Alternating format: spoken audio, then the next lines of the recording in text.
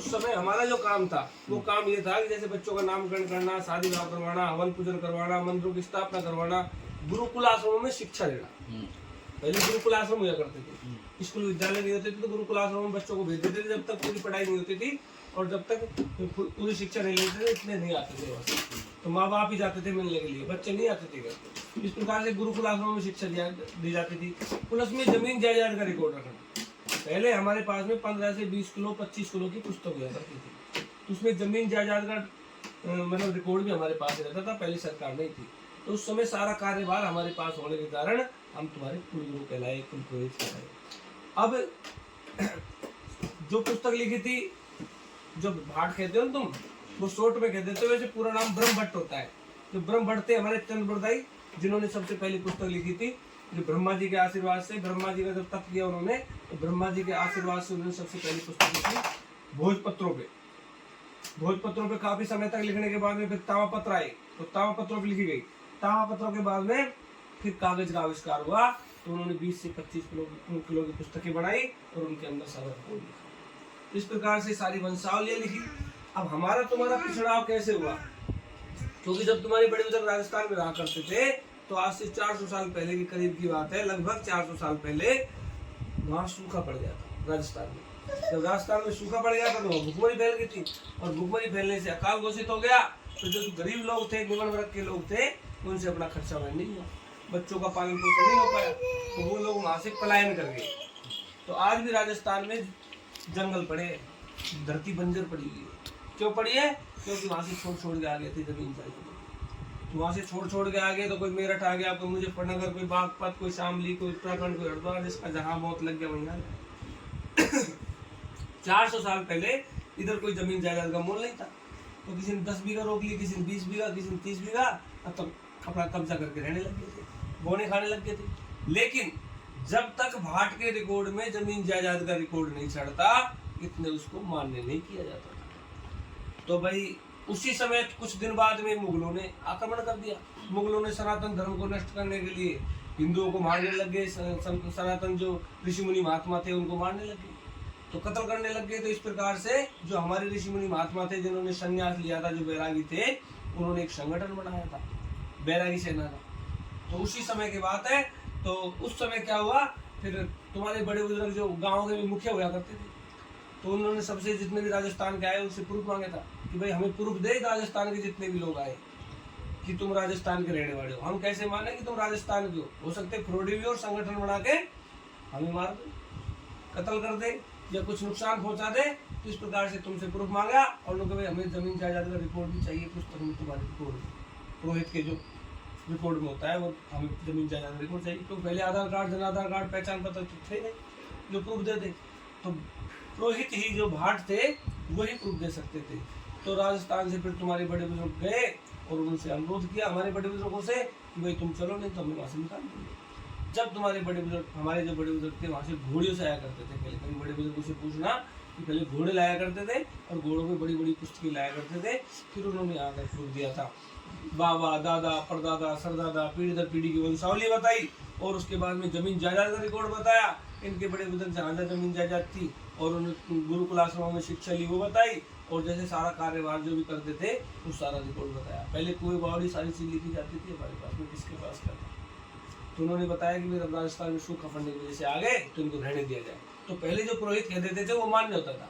सरकार जैसे आज सरकार मान्य होता है ना, प्रधानमंत्री कह देता है ऐसा होना चाहिए, तो इसी प्रकार से पुरोहित का भी मान्य होता था। इस प्रकार से हमारा आना जाना चालू हुआ। फिर हमको घुमाया गया इधर, तो एक दूसरे की सहायता करते थे लोग, तो उन्होंने घुमाया कि भाई पंडित जी को घुमाए और मतलब लोगों को मतलब इस यहाँ से निकलने से बचाए। तो इस प्रकार से तक जाके प्रूफ दिया, तभी तो हमारा आना जाना चालू हुआ। नहीं हमें क्या पता लगता कौन कहाँ रह, क्योंकि हमें घुमाया गया। जितने भी लोग राजस्थान का है उनका हमारे बड़े लोगों ने प्रूफ किया। तो हर जाति के भाट अलग अलग होते हैं और सभी जाति के भाट यहाँ पर आए, ठीक है। तो इस प्रकार से हमारा तुम्हारा मेल रहा। हमारा तुम्हारा मेल आज से नहीं, हजारों पीढ़ियों से जुड़ा हुआ है। हम तुम्हारे पुरोहित होते हैं, कुलगुरु भी कह सकते हो, पुरोहित भी कह सकते हो। वैसे भाट का सब क्या है, पहले प्यार से कहते थे भाट। ये बताओ पंडित जी, इसमें हमारा जो है उद्गम कहाँ से हुआ है, कहाँ से आए हमारे पूर्वज? तुम्हारा निकास बास गंगापुर से, राजस्थान। हाँ। और ये जो वैष्णो घोड़ी है ये कैसे पड़ गया हमारा? ये तो क्या है कि तो गौड़िया तो ये वो है रामानंदी निमावत गौड़िया विष्णु स्वामी की संप्रदा होती है गौड़िया।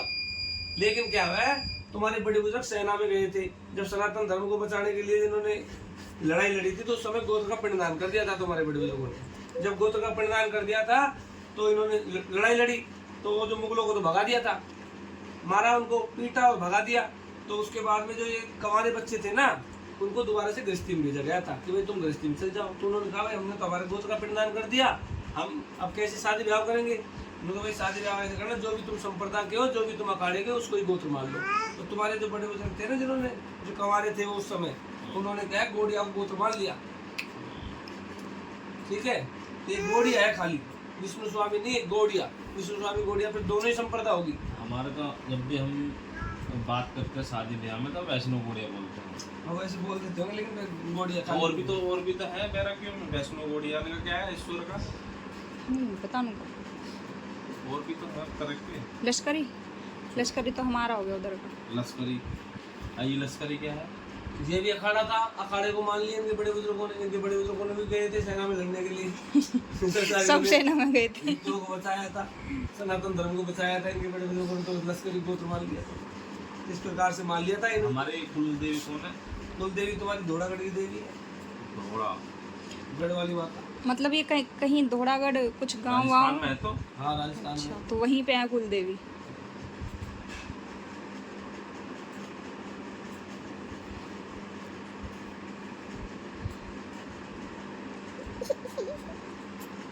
ये जो मुझे बता रहे हो जो ये गंगापुर से हुआ है, सबसे पहले का क्या नाम था?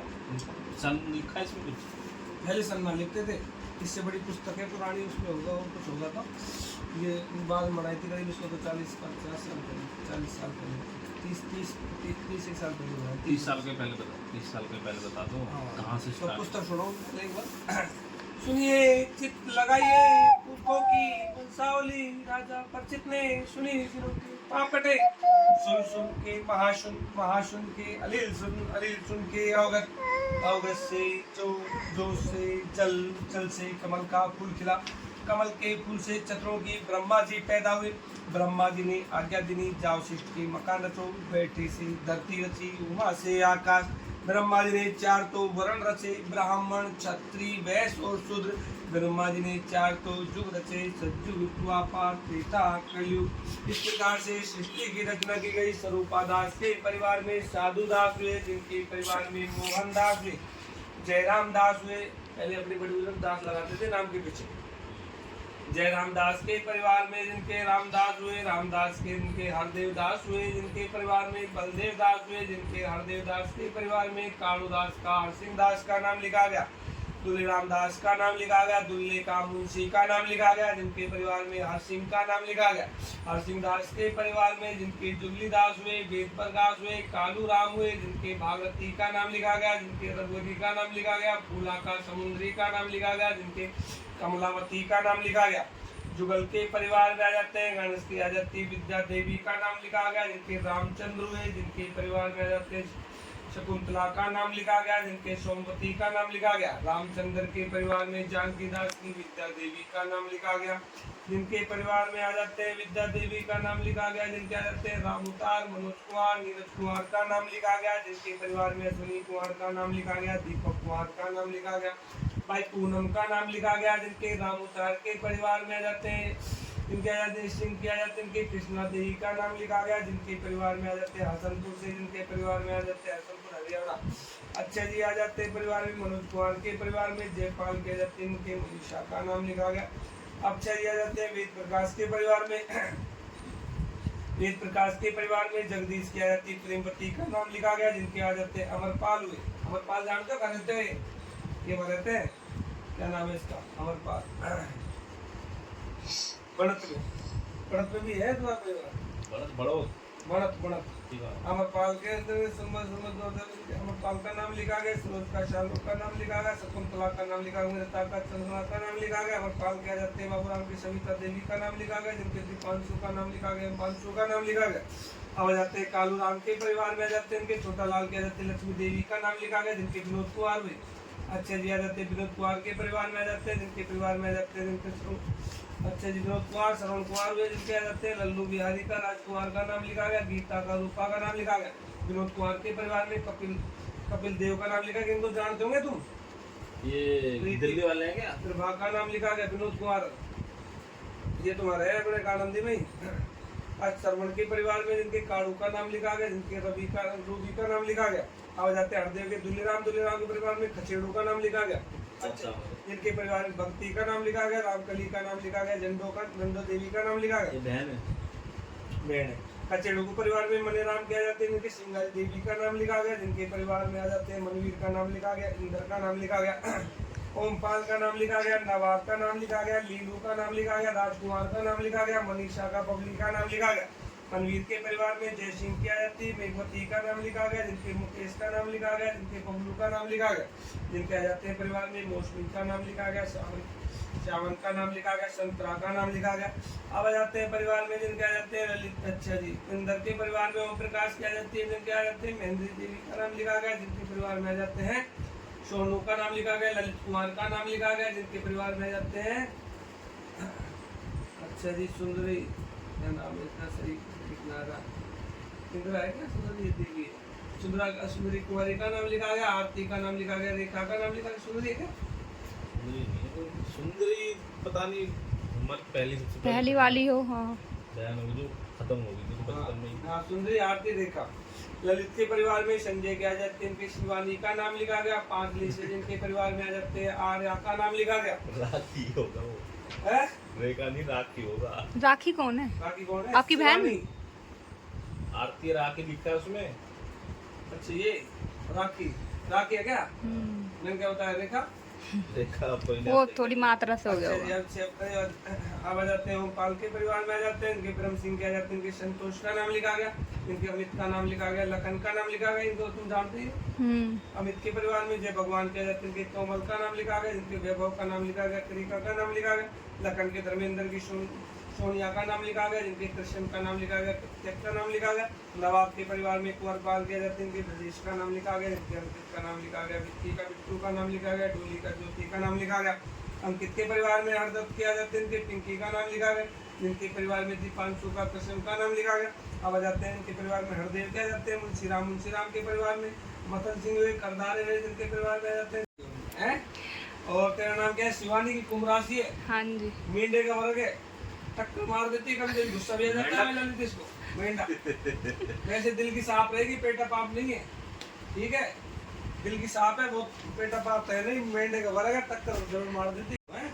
कुंभ राशि है, उतरता हुआ शनि है तेरी राशि पे, थोड़ा ध्यान रखना, चोट पेट लग सकती है, हारी बीमारी हो जाए, छोटी मोटी कुछ परेशानी हो जाए, तो उसके लिए ध्यान रखने के 7 साल से चल रही है, 7.5 7.5 ब्याह के टाइम से अब पहले हुआ है, अब झटका मार सकता है, ध्यान रखना, ठीक है ना। शिवानी कुंभ राशि 7.5 का अंतिम चरण चल रहा है, अंतिम चरण में मार देता है झटका, चोट पेट लग जाएगा तो हिसाब से चलो, अपने हारी बीमारी हो जाए, ये कर्मों का वो है। यही बार होता भी नहीं है, फायदा भी देके चल जाता है कई बार, ये तो परमात्मा की देन है, क्योंकि अपन अपना अच्छा वो है तो अच्छा फल देके जाता है। शनि महाराज देवता है न्याय के, ठीक है, तो फल भी दे देता है कई बार। हाँ, कर्म अच्छे करोगे तो अच्छा भी होगा। आप राजस्थान में कहाँ से आए हो?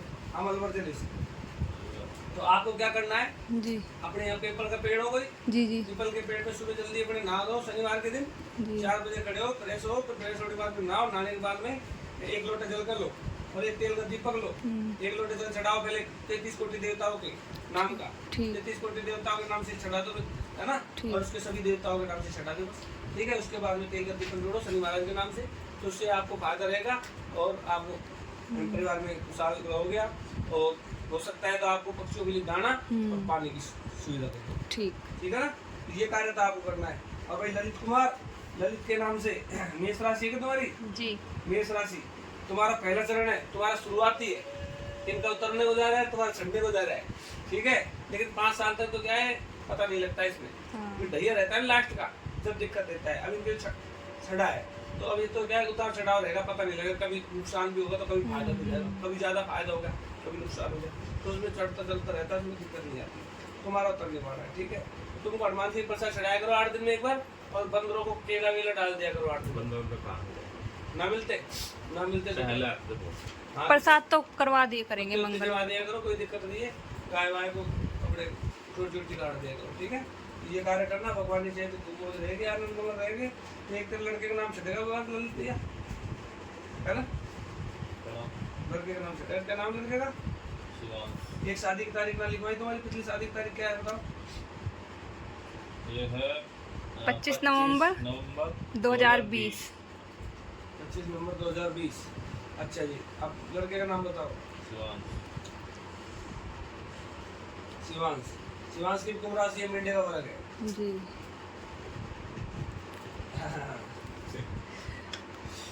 वैसे लड़का तुम्हारा भागशाली रहेगा, ये सुन लो मेरी बात। जी। और जब बड़ा होगा तो वैसे तो खर्चे का तो बहुत रहेगा, जब तक बाप के राज में तो खूब खर्चा करेगा, चिंता मत करो। ये कमाया जाए खूब खर्चा करेगा, है ना। बाकी ये जरूर है कि पैसा रोक लेगा आगे चल के। भगवान चाहे जमीन जायदाद प्रॉपर्टी खूब खरीदेगा और खूब बढ़िया हिसाब किताब होगा इसका। और प्यार प्रेम के मामले में अच्छा रहेगा इसके विचार से, है ना। तो भाई ललित कुमार, तेरे शिवांश का नाम चढ़ा दिया। पिछली बार तो तेरी घरवाली का नाम चढ़ाया था, जब 3100 रुपये दिए। लड़की का मेरी आर्य का बताओ, आर्य का, उसका बताओ कुछ पंडित जी। आर्य की मेष राशि है, गरुड़ का वर्ग है इसका। ये बाप पापा की तरफ ने। हाँ ये, हाँ इसकी मेष राशि आर्य गरुड़ का वर्ग है, इसका हिरण का वर्ग है ना। वर्ग अलग अलग है दोनों के, अच्छा। राशि तो एक ही है।